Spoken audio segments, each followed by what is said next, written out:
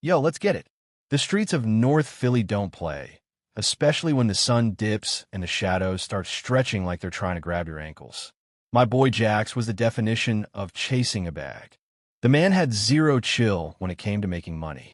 He'd flip a broken toaster if he thought some hipster would pay $50 for it. Me? I'm Leo. I usually just tag along to make sure Jax doesn't get himself clipped or ended up in a situation that's straight up rip. It was a Tuesday, and the humidity was making everyone's attitude a solid 1 out of 10. Jax hits me up on the encrypted line, sounding all hyped. Yo, Leo, I got the T-Man. That old clockmaker's shop on 4th? The one that's been boarded up since the 90s? The city finally marked it for demolition. We gotta get in there before the wrecking ball turns everything into dust. No cap, there's vintage heat in there just waiting for us. I was low-key hesitant. That shop had a vibe that was just off. People said the old man who ran it, Mr. Sterling, didn't just fix clocks. He messed with things that didn't want to be touched. But Jax was already outside my crib in that beat-up Honda, honking like a maniac. Bet, I muttered, grabbing my hoodie. We rolled up to the spot. The building looked like it was holding its breath. The wood was rotting, and the windows were covered in grime, so thick you couldn't see your own reflection. Jax pulled out a crowbar, his key to the city, he called it. With a loud crack that echoed through the empty street, he pried the back door open. It smelled like wet basement and ancient secrets. "Stay woke, Leo," Jax whispered, his flashlight cutting through the dark like a lightsaber. "Don't trip on the junk." The main room was filled with skeletons of old grandfather clocks. Their pendulums were frozen in time, like they were waiting for a signal to start ticking again. It was giving major horror movie intro energy. We searched through drawers, finding nothing but rusty gears and dead spiders. Jax was getting pressed. Man, this is a bust. All this work for some trash. But then I saw it. In the corner, under a floorboard that looked slightly out of place, there was a faint shimmer. Not gold, not silver, something in between. I kicked the board aside. There, sitting in a velvet box that had turned to gray dust, was a handbell. It was beautiful but weird. The handle was carved into the shape of a screaming face, and the metal was cold, like liquid nitrogen cold. Even through my gloves, I felt a shiver go straight up my spine. "Yo, Jax, check this," I said, my voice sounding hollow in the small room. Jax ran over, his eyes widening. "Sheesh, that's a whole mood right there. Look at the detail on that handle. This is easily a couple of racks on eBay. Maybe more if some weirdo collector thinks it's haunted." "Don't even joke, man," I said, pulling my hand back. "The vibe is straight up SUS. Let's just leave it." Jax laughed, that annoying, "I'm about to do something stupid" laugh. "Leave it? You trippin'. This is our ticket to a new setup. Watch this." Before I could stop him, Jax grabbed the bell. The moment his fingers touched the metal, the air in the room seemed to get sucked out. The silence became heavy, like we were underwater. Jax looked at me, his face turning pale, but his main character energy wouldn't let him back down. He raised the bell. "Let's see if this thing even works," he grinned. He flicked his wrist. Clang. The sound didn't just hit our ears, it hit our chests. It wasn't a ding. It was a deep, vibrating roar that felt like a scream and a bass drop mixed together. The dust on the floor jumped an inch into the air. My ears started ringing so loud I thought they were gonna bleed. "Joe, chill," I yelled, but my own voice sounded like it was coming from a mile away. Jax was staring at the bell, his hand shaking. I didn't even swing it that hard, bruh. That was extra." Suddenly, the grandfather clocks in the room started ticking. All of them, at once. Tick-tock, tick-tock, tick-tock. But they weren't in sync. It sounded like 1,000 footsteps running toward us. We gotta bounce. Now, I grabbed Jax by the hoodie and hauled him toward the exit. As we scrambled out the door and back into the humid night, I looked back. For a split second, I saw a shadow standing where we had just been. It wasn't Jax's shadow, and it wasn't mine. It was tall, thin, and it was holding its hand out like it was waiting for us to hand the bell back. We hopped into the Honda and peeled out, tires screeching. Jax was clutching the bell in his lap like it was a pile of diamonds, but his eyes were darting everywhere. "You saw that, right?" I asked, my heart doing backflips. "Saw what?" "I didn't see nothing." You just scary. Jack snapped, trying to act tough, but I saw his legs shaking. We got the bag, Leo. That's all that matters. No cap. We're gonna be rich. I looked at the bell in his lap. The screaming face on the handle seemed to have shifted. It wasn't just screaming anymore. Now, it looked like it was laughing at us. This wasn't a bag. This was a death sentence. And we just rang the doorbell to our own funeral. We got in the car and drove away, but that silence was killing us. Jax was driving like a literal maniac, weaving through the narrow Philly streets and clutching that damn bell as if it were his newborn baby. The air inside the Honda felt thick, like we were breathing through a wet wool blanket. No hat. The energy was just wrong. Yo, Jax, pull over, man. You're gonna wrap us around a pole. I yelled, gripping the dashboard. I can't, Leo. Don't you hear that? The ringing. It's like it's inside my skull, bruh. Jax's eyes were bloodshot, and he was sweating bullets even though the AC was blasting on max. The weirdest part? There was no actual sound. It was a silent, ringing, a vibration that made my teeth ache and my vision blur.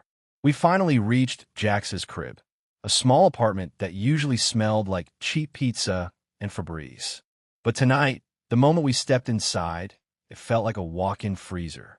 Jax slammed the bell down on the coffee table. Thud. The sound it made wasn't metal hitting wood. It sounded like a heavy heart beating once. We both jumped back. Okay, look, I said, trying to keep my voice steady. This thing is cursed. Period. It's giving conjuring vibes, and I'm not about to be the first guy to die in a horror movie. We need to dump it. Throw it in a dumpster. Toss it in the river. I don't care. Just get it out. Jax looked at the bell, and for a second, his expression changed. His greed was fighting with his fear. But Leo, look at it. It's shining brighter now. Look at the engravings. This is ancient history, man. If we just find the right buyer on the dark web, we could be set for life. I'm talking buying a private island kind of money. You won't be buying a private island if you're 6 feet under, fam. I snapped.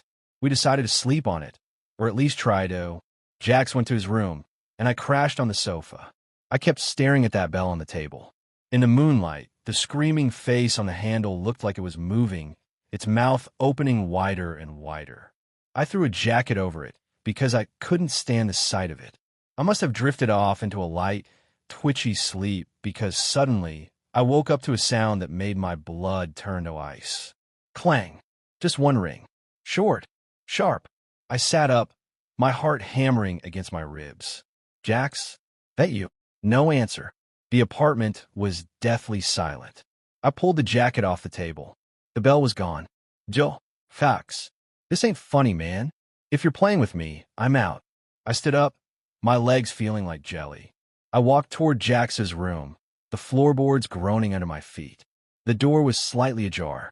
I pushed it open, and the sight I saw was straight-up nightmare fuel. Jax was sitting upright in his bed, eyes wide open, staring at the ceiling. But he wasn't moving, not even an inch. He looked like a statue. And there, sitting right on his chest, was the bell.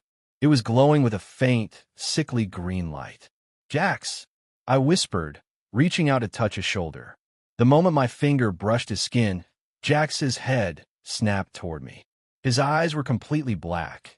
No whites, no pupils, just 2 voids of nothingness. It wants the tribute, Leo, he said, but it wasn't his voice. It sounded like 1,000 old men whispering at the same time. The silence must be fed. I backed away, tripping over a pile of sneakers. What the? Jax, snap out of it. Suddenly, the shadows in the room started to detach themselves from the walls. They crawled along the floor like ink spilling on a carpet. They weren't just shadows. They were shapes. Hands, claws, faces, all reaching for the bell. Jax grabbed the bell and stood up. He moved with a jerky, unnatural rhythm, like a puppet being pulled by invisible strings. You rang it, Leo. You invited us in. Now we stay. He raised the bell to ring it again, and I just knew, that if that bell sounded a second time inside this house, we were never coming out. No. I lunged at him, tackling him to the ground. We struggled, and the bell flew out of his hand, sliding across the hardwood floor and hitting the wall with a metallic clink. The blackness in Jax's eyes faded instantly. He gasped, clutching his throat, coughing like he was choking on smoke. "Leo, what happened?" I couldn't breathe, man. It felt like someone was pouring lead into my lungs. "We're leaving. Now, grab your keys, forget the clothes. We are ghosting this place." I grabbed the bell. I didn't want to touch it, but I knew we couldn't leave it there to haunt some innocent neighbor. We ran out to the car, the shadows in the hallway seemingly hissing at us. We got back in a Honda and drove until the sun started to peek over the horizon. We stopped at a 24-hour diner on the outskirts of the city, both of us looking like we'd been through a war. Jack sat there, his hands shaking so hard he couldn't even hold his coffee cup. "Leo, we're cooked. That thing, it's not just a bell. It's a portal. Every time it rings, something comes through." I looked at the bell, which I had wrapped in a heavy towel and stuffed under the car's seat. We need to find out who Mr. Sterling really was. This wasn't a clock shop. This was a prison, and we just let the guard out. As we sat there, the diner's radio suddenly started acting up. The music cut out, replaced by a low-frequency hum. Then, a voice came through the static, a voice that sounded exactly like the one that had come out of Jax's mouth. "Two more rings," it whispered through the speakers, "and the silence is forever." The waitress walked over, smiling like nothing was wrong. "You boys want a refill?" I looked at her, then at the radio, then at Jax. We weren't safe. Not in the car, not in the diner, not anywhere. The bell had marked us. "Jax," I said, my voice trembling. "Check your phone." Jax pulled out his iPhone. Every single contact, every photo, every message was gone. In their place was just one image, a picture of the bell, and a countdown timer. 23 hours, 59 minutes, and 58 seconds. 23 hours, 59 minutes, and 57 seconds. We had 24 hours before the next ring, and we had no idea how to stop it. "This is majorly ill energy," Jax whispered, his face white as a sheet. "On God, Leo. I think we're already dead." The sun was out, but we didn't have a dime. The countdown on Jax's phone was ticking like a time bomb, and every second felt like a punch to the gut. 21 hours, 42 minutes, and 10 seconds. 21 hours, 42 minutes, and 9 seconds. We were exhausted, looking like zombies from the top, but we knew that if we closed our eyes, the shadowy man would be there waiting. "We need to find someone who knows about this Sterling guy," I said, slamming my coffee cup down. "This isn't just some urban legend, Jax. This is some ancient, straight-to-DVD horror movie-level trash we're caught in." Jax was staring at his phone, his thumb trembling as he scrolled through a blank screen. "I found something, Leo." Before my phone went completely glitchy, I saw a thread on a deep web forum about a guy called the Archivist. They say he's a hoarder of haunted artifacts, lives in a basement in South Philly. If anyone knows how to silence this bell for real, it's him. We didn't waste time. We hopped back into the Honda, which was now smelling like burnt ozone and fear. Every time we hit a bump, the bell under the seat would make a muffled clink, and I'd jump like I'd been shot. It felt like the bell was watching us through the floorboards. No cap, it was the most uncomfortable ride of my life. We reached a neighborhood that looked like it hadn't seen a renovation since the 70s. We found the address, a crumbling brownstone with blacked-out windows. Jax knocked on the heavy oak door. Thud, thud, thud. A small slot opened. A pair of eyes, yellowed like old paper, peered out. "You're late," a raspy voice whispered. "Late for what? We don't even know you, bruh." Jax snapped, his main character, energy finally making a comeback. "You're late for the silence," the voice said, and the door creaked open. The inside was a maze. Shelves upon shelves of weird stuff, shrunken heads, jars with things floating in them, and clocks. So many clocks. But none of them were ticking. It was dead silent. A thin, hunched-over man with glasses thick as goggles stood there. This was the Archivist. "You brought the Bell of Malachur," he said, not even looking at us, but staring at the bag in my hand. "Do you have any idea how much energy you've brought into my shop? That thing is a vacuum. It doesn't just ring, it eats sound. It eats voices. Eventually, it eats the world." I pulled the bell out. The Archivist flinched, pulling back like it was a live cobra. "Sterling was my mentor," he muttered. "He didn't fix clocks to tell time. He fixed them to trap time. He found that bell in a silver mine in Nevada, a place where the miners went deaf because the silence was so loud it broke their eardrums. Cool story, Grandpa. Jax interrupted. But how do we stop the countdown? It's giving us 20 hours before we're cooked. The archivist looked at Jax with pity. You rang it once, the shadow saw you. You rang it twice. Wait, did you ring it twice? Almost, I said. But I stopped it. Good, the old man breathed. Because the second ring makes you forget who you are. The third ring? The third ring pulls your soul into the bell, and you become the clapper, doomed to hit the sides of the metal for eternity, ringing for the next fool who finds it. My stomach did a flip. So what's the move? How do we break it? The archivist walked over to a dusty book and flipped through the pages. You can't just break it with a hammer. It's made of hushed silver. To destroy it, you have to ring it in a place where the echo can never return. An absolute void. An absolute void? Where are we going to find that in Philly? A vacuum cleaner? Jax joked, but nobody laughed. The old subway tunnels, I whispered. The abandoned ones under City Hall. There's a chamber they call the dead end. It was built with special stones to dampen the sound of the trains. If we ring it there, and then meld it with white phosphorus, it might just end the cycle. White phosphorus. Where are we supposed to get that? Amazon Prime. Jax was getting stressed again. I have some, the archivist said, reaching into a lead line box. He pulled out a small, glowing vial. But be warned, the bell knows you're coming. It will use your own voices against you. It will make you hear things. It will make you see things that aren't there. If you fold, you're done. On God, we took the vial and the bell. As we left, the archivist called out, one more thing. Don't let the shadow touch the bell while it's ringing. If he catches the sound, the silence wins. We got back into the car. The sun was starting to set, and the shadows were getting long again. My phone vibrated. A text from Jax. But Jax was sitting right next to me, and his hands were on the steering wheel. The text said, Don't trust him, Leo. He's already gone. I looked at Jax. He was smiling, but his eyes, they were starting to turn black again. You good, bro? I asked, my hand slowly reaching for the door handle. I'm Gucci, Leo, Jax said, but his voice sounded like it was coming from the bottom of a well. Let's go to the tunnels. Let's finish this. Bet. No cap, I was terrified.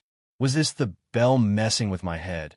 Or was Jax already losing the battle? We were heading into the dark, and I didn't know if the guy next to me was my best friend or the monster I was trying to escape. Of course, part 4 of the story is here. Now the boys are descending into dark tunnels where death is a threat at every step. The Bell of No Cap, Part 4, The Dead End Tunnels. The vibe was officially checked. We were standing at the entrance of the abandoned Broad Street Tunnel, a place that's been off-limits since the city realized the foundations were straight up rotting. The air coming out of that hole smelled like wet concrete and something metallic. Jax was standing there, his face half hidden by his hoodie, looking like a total NPC. I couldn't tell if he was still with me, or if the bell had already snatched his soul. You ready to do this, fam? I asked, checking my flashlight. Once we go down there, there's no turning back. No cap, if things go south, you gotta run. Don't worry about me. Jax didn't even look at me. He just nodded, his eyes fixed on the darkness. Let's get this bread, Leo. The silence is getting too loud. We descended the rusted iron ladder. Every rung groaned like it was about to snap. As soon as my boots hit the gravel, the city sounds, the sirens, the distant bass from cars, the wind, all of it just vanished. It was that hushed silver effect. The silence was so heavy it felt like someone was pressing their palms against my ears. We started walking deeper into the tunnels. My flashlight beam was weak, struggling against a darkness that seemed to be built different. It wasn't just an absence of light. It was like the shadows were thick like soup. Yo, Leo Hax Guisperth. Did you hear that? Hear what? It's dead quiet, bruh. Exactly. It's too quiet. My own heartbeat sounds like a drum. It's making me lose my mind. Suddenly, my flashlight flickered. Click, click, buzz. Great, just what we need, I muttered. When the light came back on, Jax wasn't standing next to me. He was 20 feet ahead, standing perfectly still, staring at a wall covered in old graffiti. Jax, shit, man, stay with me. I jogged up to him. He didn't move. I looked at the wall he was staring at. The graffiti wasn't just random tags. It was a mural, freshly painted, still dripping. It showed two guys holding a bell, surrounded by tall, shadowy figures. It looked exactly like us. And at the bottom, in bright red paint, it said, "Ring 3 for eternity." "Someone's playing with us," Jax muttered, his voice shaking. "Someone's already down here."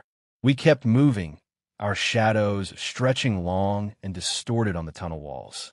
Suddenly, a sound echoed from the darkness ahead. Ding! A soft, silver chime. Not the roar of the bell of Malachur, but something smaller. "Who's there?" I yelled. My voice didn't echo. It just fell flat, like I was shouting into a pillow.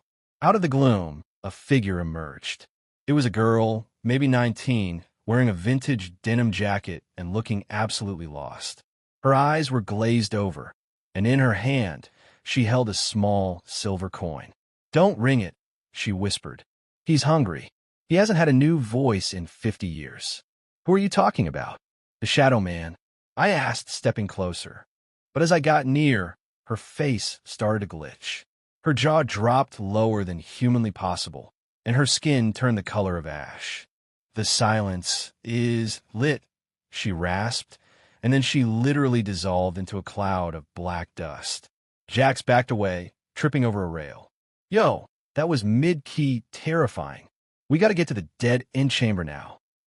We started sprinting. The tunnel seemed to be stretching, getting longer with every step. The countdown on Jax's phone hit 2 hours. 2 hours left. The air was getting colder, and I could see my breath. Finally, we reached a massive steel door. It was bolted shut with a heavy iron bar. This was it, the dead end. The room was designed to trap sound, built by Sterling himself as a final fail-safe. We pushed the door open. The room inside was perfectly circular, made of smooth, black stone. In the center was a small stone pedestal. "Put it there," I said, my voice barely a whisper. Jax pulled the bell out. It was glowing now, a pulsing purple light that matched the rhythm of a heartbeat. He placed it on the pedestal. I pulled out the vial of white phosphorus. My hand was shaking so bad I almost dropped it. "Okay," I said. "The archivist said we have to ring it one last time in here, and then drench it in the phosphorus while the sound is trapped. If we do it right, the bell and the Shadow Man both go poof." Jax looked at me. His eyes were back to normal, but they were filled with tears. "Leo, I'm sorry. I'm the one who wanted to chase the bag. I put us in this mess. Don't even trip, bro. We're 100 till the end. Now, on the count of 3, I reached for the bell. Jax reached for it too. But as our fingers were about to touch the cold metal, the shadows in the corner of the room surged forward. The Shadow Man didn't just appear. He manifested out of our own shadows. He was 10 feet tall, a void of absolute darkness, and he was reaching for the bell. "Bet," Jax yelled, pulling out a flare gun he'd hidden in his jacket. Poof! The red light filled the room, blinding the shadow for a split second. "Now, Leo, ring it." I grabbed the handle. The screaming face looked at me, and I felt a surge of pure cold. I swung it with everything I had. Clang! The sound was cataclysmic. It wasn't just a noise. It was a physical force that threw us both against the walls. The room started to vibrate so hard that cracks appeared in the black stone. The Shadow Man shrieked, a sound of static and glass breaking. "The phosphorus! Throw it!" Jack screamed. I unscrewed the vial and hurled the liquid at the bell. As soon as the white phosphorus touched the glowing metal, a blinding white fire erupted. It didn't smell like smoke. It smelled like nothing. The bell started to melt. But as it did, the Shadow Man lunged at me, his cold, smoky fingers wrapping around my throat. "If I go, you come?" The shadow hissed. I couldn't breathe. My vision was going dark. "Jax, help!" Jax didn't hesitate. He didn't run. He jumped onto the shadow's back, stabbing at it with his crowbar. "Get off my mans." "No cap. You're done, you glitchy freak."